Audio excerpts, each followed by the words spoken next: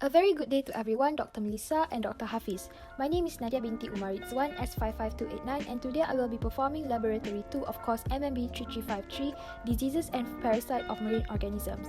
There are 3 steps in preparing. First is obtaining our fish samples from the market, second is to perform external dissection, and finally to perform internal dissection.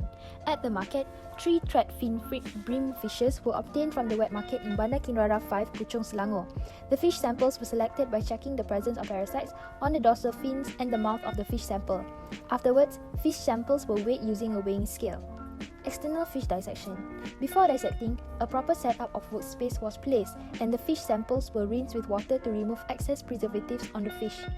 The materials and apparatus needed during the dissection processes are sharp knife, forceps, scissors, needle, ruler, foam board, and clean and clear plastic plate. First, fins of the fish was first observed. Fish samples was placed onto the left side and cleaned to identify the pectoral, dorsal, pelvic, anal, and caudal fins. The operculum was lifted to observe the gills and color of the gills were noted. Next, the sex of the fish was identified by observing the anus.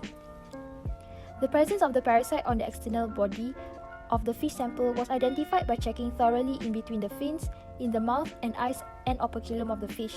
From this fish sample, no parasite were found on the external body.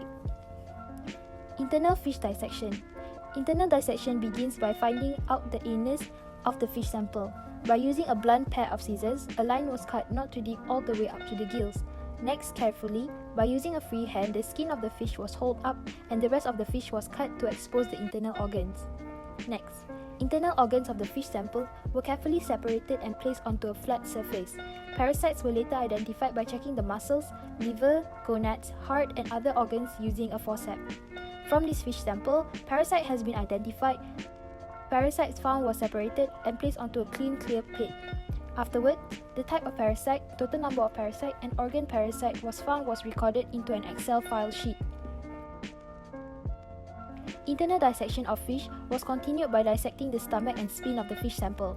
Both stomach and spleen was cut open underwater and shaken to expose any possible presence of parasite.